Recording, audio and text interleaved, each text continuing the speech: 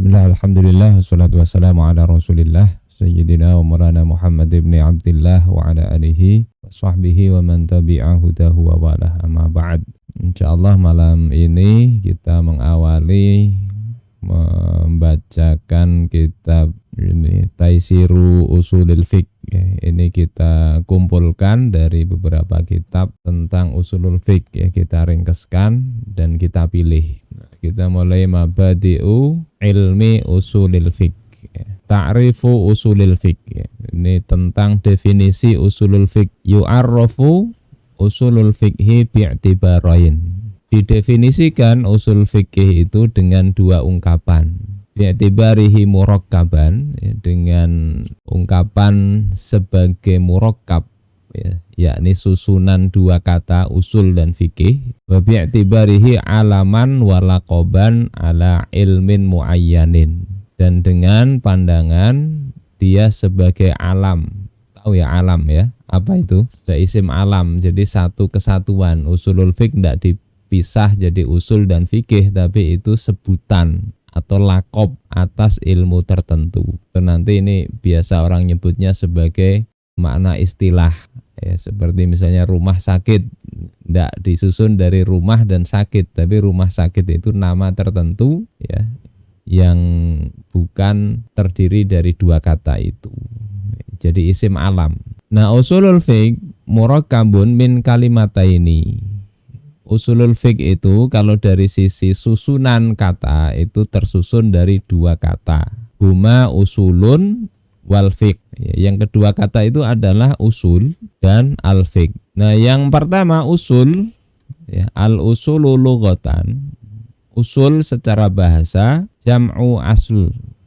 Jamak dari kata aslun. Jadi usul ada aslun. Wa huwa ma buniya alaihi ghairuh.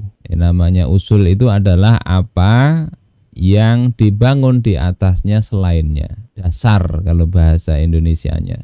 Jadi sesuatu yang lain dibangun di atasnya. Sawaun akana ibtina, al-ibtina'u hissiyan, baik yang dibangun itu adalah bangunan hissi yang terindra. Kabtina il jidrani alal asas, seperti dibangunnya tembok di atas pondasi, au aklian, atau bangunan yang dibangun di atas usul itu adalah bangunan akliyah, ya, pemikiran. Kabtina il ma'lul alal illah, seperti, ya, bangunan ma'lul, sesuatu yang menjadi akibat, alal illat, dari suatu illat atau sebab. Wal madlulu alad dalil, dan madlul sesuatu yang didalili atau makna di atas sebuah dalil. Jadi itu usul atau jamak dari aslun. Itu bisa dasar dari sebuah bangunan fisik atau dasar dari sebuah pemikiran. Itu disebut usul secara bahasa. Wa istilahan lahu iddatu ma'anin. Nah, secara istilah usul itu punya beberapa makna.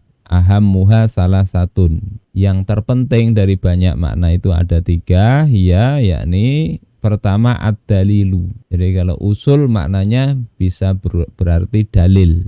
Kaqaulihim, ya, seperti perkataan mereka, aslu hadhil mas'alah al-kitabu was sunnah. Ya, aslu hadhil mas'alah al-kitabu was sunnah ay daliluha. Yakni maknanya, ya, dalil dari masalah ini adalah Alkitab dan As-Sunnah. Nah, orang nyebutnya aslu atau pokok atau dasar, tapi maksudnya adalah dalil. Yang kedua al-qaidah. Jadi usul maknanya juga qaidah. Kaqaulihim al-umuru bimaqasidiha aslun min usulis syariah. Seperti perkataan mereka, al-umuru bimaqasidiha. Suatu perkara itu dengan makosidnya. Nah, aslun di sini maknanya adalah qaidah. Aslun min usulis syariah maksudnya adalah salah satu qaidah dari kaidah-kaidah syariat.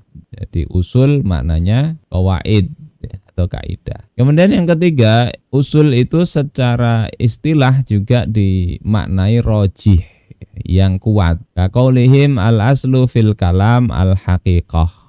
Seperti perkataan mereka, al-aslu ya, asal dari sebuah kalam atau perkataan itu adalah al-haqiqah, makna hakiki. Nah, al-aslu di sini maknanya ar-rajih indas sami, yang lebih kuat pada diri yang mendengarkan. Jadi kaitannya dengan bahasa, kalau disebut sesuatu maka yang dimaksud yang lebih kuat itu adalah makna hakikinya. Kecuali nanti ada indikasi yang memalingkan ke makna majaz. Jadi 3 ini makna usul secara bahasa. Berikutnya al-fiqhu, ya kan, ini masih yang murakkab. Jadi kata usul fiqh dikupas dulu usulnya, kemudian yang kedua al-fiqh. Al-fiqhu lughatan al-ilmu bisyai' wal fahmu lahu. Al-fiqh itu secara bahasa maknanya adalah pengetahuan terhadap sesuatu dan pemahaman. Jadi al-fiqhu maknanya faham. Yuqalu faqiha zaitun al-mas'alata. Kalau orang Arab ya mengatakan misalnya faqiha zaitun al-mas'alah. Maksudnya adalah fahimaha. Zaid faqih tentang masalah itu. Faqih di sini maksudnya faham. Jadi Zaid memahami masalah tersebut. Ini terkait usul dan fikih secara murakkabnya, secara bahasa. Wa istilahan, dan makna istilah ya, yakni ini isim alamnya dari usul fiqh itu adalah al-ilmu bil ahkami syar'iyyah, ilmu tentang hukum-hukum syariat, al-amaliyah yang ini fikihnya ya, bukan usul fiqh ya. Istilahan al-fiqh, istilah fikih itu adalah ilmu tentang hukum-hukum syariat al-amaliyah yang sifatnya praktis, bisa langsung diamalkan, al-muktasabah yang diambil, diperoleh, min adillatihat tafsiliyah, dari dalil-dalilnya secara rinci. Nah itu fikih. Jadi bicara fikih itu ya bicara praktis. Ini hukumnya apa, boleh apa enggak, itu fikih. Jadi usul fikih, usul dasar ya, atau yang rojih atau dalil. Sementara fikih itu adalah paham ya, secara bahasa, secara istilah itu ilmu tentang hukum syara' yang sifatnya praktis dari dalil yang rinci. Nah ini yang pertama. Yang kedua, usulul fikhi bi'tibarihi alaman ala hadzal fan. Usul fikih ya dari dalam pandangan sebagai isim alam atas ilmu ini. Wa ma'rifatu adillatil fikhi ijmalan. Jadi usul fikih itu adalah pengetahuan dalil-dalil fikih secara global. Jadi kalau fikih itu bicara hukumnya, kalau usulul fikih itu bicara mengetahui dalil-dalilnya secara global. Kemudian wa kaifiyatul istifadati minha, dan tata cara untuk mengambil faedah dari dalil-dalil tadi. Wahalul mustafid, dan keadaan dari orang yang mengambil faedah. Jadi kalau bicara usul fiqh, bicara dalilnya, bicara cara dari dalil itu kok muncul fikih, dan bicara keadaan orang yang menggali hukum atau mengambil faedah dari dalil-dalil tadi. Ini sebagian ulama mendefinisikan begitu. Au ma'rifatul qawaid allati yutawassalu biha ila istimbatil ahkam. Allati yatawassalu biha ila istimbatil ahkami syar'iyyah minal adillah. Atau definisi yang lain, usul fikih itu adalah pengetahuan tentang kaidah-kaidah yang dengan kaidah itu akan menyampaikan kepada pengistimbatan hukum syar'i dari dalil-dalilnya ya. Jadi pengetahuan cara menggali fikih. Au al-qawaidul lati yubtana 'alaihal fiqhu. Atau definisi yang ringkas ya, usul fikih itu adalah kaidah-kaidah yang dibangun di atas kaidah itu ilmu fikih. Nah, jadi seperti itu. Fa yata'arrafu at-talib 'ala adillatil fiqhi al-ijmaliyah. Maka orang yang menuntut ilmu usulul fikih itu akan mengetahui dalil-dalil fikih secara global, kal kitab was sunnah wal ijma' wal qiyas wa ghairiha, seperti alkitab, as-sunnah, ijma', ya, qiyas dan sebagainya. Kama yata'arrafu ala qawaida istikhraj ikhtihrajil ahkami syar'iyyati min hadhil adillah. Sebagaimana dia akan mempelajari ya, kaidah-kaidah bagaimana mengeluarkan hukum-hukum syariat dari dalil-dalil ini. Jadi ini penting ilmu ini ya. Karena bicara dalil, cara keluar hukumnya bagaimana supaya tidak sembarangan kadang sembarangan tahu dalil akhirnya kesimpulannya kacau balau. Wadzalika bi ma'rifatil am wal khas. Ini sudah kita bahas sedikit di kitab Adabul Alim wal Muta'alim ya. Yang demikian itu dengan pengetahuan tentang mana yang umum, mana yang khusus. Wal mutlak wal muqayyad. Mana yang mutlak, mana yang muqayyad. Wa ghairu dzalik. Wa ghairi dzalik dan yang selain itu. Jadi ini maknanya qawaid itu. Jadi tahu dalil-dalilnya apa. Nanti tahu mana yang umum, mana yang khusus, mana mutlak, mana muqayyad ya. Nasih mansuh dan sebagainya. Wal mustafidu lil ahkam huwa al mujtahid al qadir alal istinbat. Nah, mustafid ini siapa yang mengambil faedah? Mengambil faedah dari hukum-hukum itu adalah mujtahid yang mampu untuk mengistimbat. Wa yuqabiluhu al muqallid dan yuqabiluhu kebalikannya adalah muqallid. Jadi baik mujtahid maupun muqallid itu sama-sama mengambil faedah dari usul fiqh ya. Makanya di sini dikatakan walaisal mujtahid wahdahu huwa may yastafidu min usulil fiqh. Tidak mujtahid saja ya, bukan mujtahid saja, bukan mujtahid sendirian yang mengambil faedah dari usulul fiqh, bal yumkinu ayyastafida minhu al-qudatu. Akan tetapi memungkinkan untuk mengambil faedah, mengambil manfaat dari usul fiqh ini adalah para qadhi wal muhamuna dan para pengacara. Pengacara dalam hukum Islam dia melakukan pembelaan. Nah, itu penting untuk belajar usul fiqh. Wada rasul qanun ya, pengkaji undang-undang. Bal aidan darasu at-tafsir wal hadis wal lughah ya, wal ulumil ijtimaiyah wa ghairihim. Bahkan juga yang mengambil faedah itu adalah para pengkaji tafsir, hadis, bahasa, ilmu-ilmu sosial, kemasyarakatan dan sebagainya. Ini terkait dengan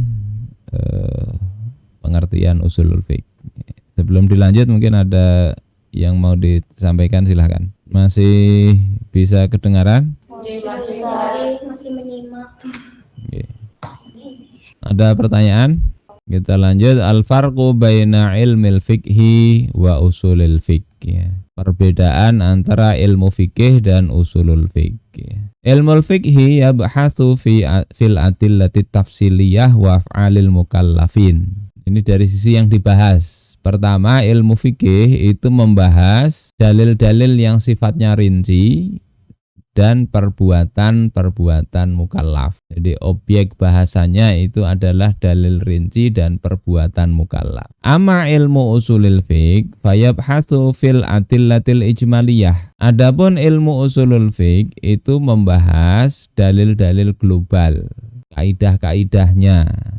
Wa turuqi istimbatil ahkami syar'iyyah minha, dan yang kedua metode ya, cara-cara untuk menggali hukum-hukum syariat dari dalil-dalil global tadi.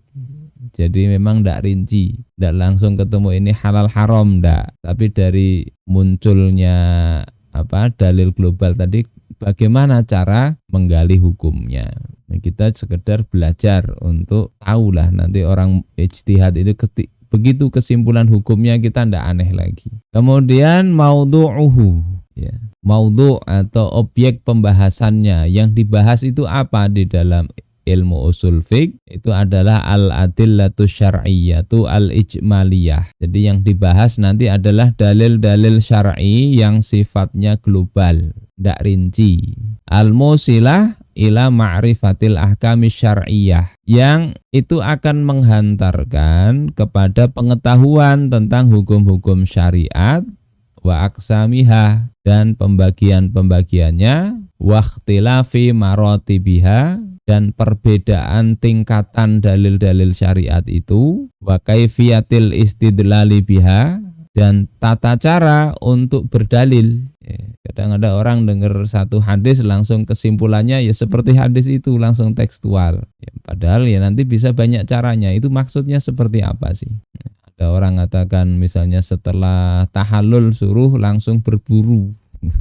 Ada ayat misalnya wa idza halaltum fastadu. Kalau sudah selesai tahallul ya kalian maka berburulah. Nah, kalau mengatakan wajib ya ndak pas. Atau setelah sholat ndak boleh pewirid, langsung suruh bertebaran di muka bumi. Ya, ada yang begitu. Itu cara berdalilnya yang ndak ngerti usul. Ya, jadi bicara dalilnya, bicara perbedaan level tingkatan dalil, bicara kaifiyat atau tata cara berdalil, ma'a ma'rifati halil mustadil, dengan pengetahuan tentang keadaan orang yang berdalil itu. Fal usuli yabhasu masalan fil qiyas wa hujjiyatihi. Maka orang yang membahas usul fikih itu akan membahas contohnya tentang qiyas dan kehujjahan atau bagaimana kedudukan qiyas itu di dalam pendalilan. Wal am wa ma yufiduhu, lafadz umum dan apa-apa yang bisa diambil faedah dari lafadz umum itu. Kalau ini umum itu apa? Konsekuensi hukumnya. Wal amru wa ma yadullu alaihi. Kemudian tentang amar, perintah, dan apa saja yang menunjukkan kalau ini perintah. Wahakadha dan begitu seterusnya. Kadang orang itu menunggu ada perintah, padahal perintah tidak mesti disampaikan dalam bentuk fi'il amar misalnya. Kadang cuma berita, tapi maknanya perintah. Nah itu juga ada, ini pembahasan di usul fikih. Berikutnya adalah ahamiyatuhu wa faidatuh. Pentingnya ilmu usul fikih dan kegunaannya. Ilmu usulul fiqh min asyrafil ulum. Ilmu usul fikih itu diantara ilmu-ilmu yang asyraf, yang lebih mulia. Li'annahu at-tariqu al-musilu ila ma'rifati ahkamillahi ta'ala. Karena ilmu usul fikih itu adalah jalan yang mengantarkan kepada pengetahuan tentang hukum-hukum Allah Ta'ala. Jadi kalau mau ngerti hukum, ya tidak cukup fikihnya, tapi ilmu usul fikih untuk bisa tahu bagaimana hukum itu muncul. Qala al-Imam Ar-Razi. Imam Ar-Razi mengatakan, ahammul ulumi lil mujtahid ilmu usulil fiqh. Ilmu terpenting bagi seorang mujtahid itu adalah ilmu usulul fiqh. Wa qala al-Imam Al-Qarafi.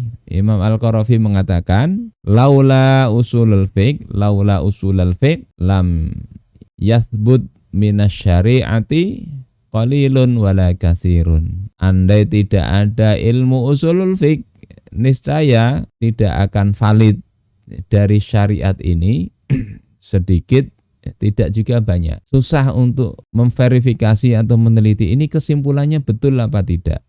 Orang nanti bisa berkesimpulan semau-maunya. Wa qala Ibnu Khaldun mengatakan wa huwa min a'dzamil ulum asy-syar'iyyah. Dan dia ilmu usul fikih itu adalah di antara seagung-agungnya ilmu syar'iyyah.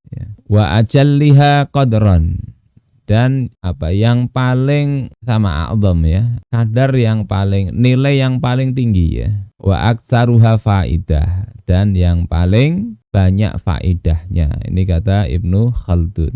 Jadi paling agung ya, kadarnya paling tinggi, ya, nilainya paling tinggi dan faedahnya paling banyak. Kemudian waqala Ibnu Badron, wa'lam annahu la yumkinu lit-talib. Ketahuilah bahwasanya tidak mungkin bagi seorang penuntut ilmu ayyasira mutafaqqihan, untuk menjadi mutafaqih, menjadi orang yang alim tentang fikih. Tidak mungkin malam takun lahu tirayatu bil usul, selama dia tidak mengkaji usul ini. Jadi tidak mau ngaji ini tidak bisa, ahli fikih tidak bisa. Walau qara'al fiqha sinina wa a'waman, meskipun dia telah membaca fikih, ngaji fikih bertahun-tahun, tapi tidak ngerti usulul fiqh, maka tidak bisa disebut sebagai ngerti fikih. Wa man idda'a ghaira dzalika kana kalamuhu imma jahlan wa imma makabirah. Dan orang yang mengklaim selain yang demikian itu, jadi mengklaim itu sudah paham betul fikih tapi tidak mau belajar usul fikih, maka perkataannya itu ya ada kalanya merupakan kebodohan, ya ada kalanya merupakan ya sesuatu yang makabirah. Ya. Makabirah apa? Enggak sesuai realitas ya. Ini tentang pentingnya ilmu usul fikih. Jadi memang kalau dikaji tidak begitu menarik ya, karena nanti banyak mikir ini. Pelajaran tentang ini terpakai nanti ilmu mantik yang pernah kita pelajari ya, logika. Nah, wa min fawaid dirasati, di antara faedah-faedah mengkajinya. Pertama, ma'rifatu ma yasihul istidlal bihi wa ma la yasih. Mengetahui mana yang bisa untuk berdalil dengannya dan mana yang tidak bisa. Oh, ini berdalil dengan itu salah, tidak tepat misalnya. Ini tepat. Nah, itu tahu mana yang pas, mana yang enggak. Falaisa kullu dalilin sahihin yasihul istidlalu bih. Tidak setiap dalil yang sahih itu bisa untuk berdalil. Kadang dalilnya enggak cocok. Kan kita bisa banyak lihati itu. Ada orang berdalil, dia katakan membaiat Jokowi itu kalau enggak mau itu mati jahiliyah. Wajib membaiat Jokowi, yaitu hadisnya sahih ya, wa mata wa laisa fi unuqihi bai'ah mata mitatan jahiliyah. Siapa yang mati di pundaknya tidak ada baiat, maka dia mati ya mati jahiliyah, yakni mati seperti keadaan ahli jahiliyah yang tidak punya imam. Nah, ini dipakai untuk mendalili wajibnya membaiat Jokowi. Nah, itu tidak pas. Dalilnya sahih tapi istidlalnya tidak tepat. Kemudian ma'rifatu maratibil adillah wa ma yuqaddamu minha. Mengetahui tingkatan-tingkatan dalil dan apa yang harusnya didahulukan dari dalil itu. Wa turuqil jam'i awit tarjihi bainal adillah. Kemudian juga metode untuk mengkompromikan atau mentarjih di antara dalil-dalil. Jadi ada dua dalil yang berbeda. Ini dikompromikan ya, al-jam'u atau ditarjih, satu diambil satu dibuang. Nah, itu tahu caranya. Allati zahiruha at-ta'arud, yang dalil itu zahirnya ada pertentangan, maka bisa dikompromikan atau kalau tidak bisa kompromi ya ditarjih. Kemudian yang ketiga, al-qudrah ala istimbatil ahkami syar'iyyah, mampu untuk menggali hukum-hukum syariat ala ususin wa qawaida salimatin, di atas dasar-dasar dan kaidah-kaidah yang selamat. Jadi kalau menyimpulkan itu insya Allah bisa valid kesimpulannya. Bismillah. Ini faedah ketiga. Yang keempat, ma'rifatu asbabi ikhtilafil fuqaha. Dengan ilmu usul fikih itu bisa mengetahui sebab-sebab perbedaan pendapat ahli fikih. Jadi kita nanti kalau membaca fikih itu kan bisa banyak perbedaan pendapat. Nah, dengan usulul fiqh ini paling enggak kita paham, oh itu beda pendapat karena begini sebabnya ya. Sehingga nanti enggak kemudian sembarangan, oh kalau mereka beda pendapat kita boleh dong membuat pendapat sendiri ya, enggak begitu. Bima'rifati usulihim allati banau 'alaiha ahkamahum. Jadi tahu mereka itu beda pendapat dengan pengetahuan tentang usul mereka, ya, dasar-dasar penggalian hukum mereka, metodenya, yang mereka bangun hukum-hukum mereka itu di atas usul tersebut. Jadi bisa kita tahu insya Allah, kok itu begini kesimpulannya, nah alasannya begini. Jadi kalau tahu itu kan mudah kita itu bersikap ndak kereng orang berbeda pendapat langsung kita anggap musuh, ndak. Nah, ada kadang kecenderungan begitu.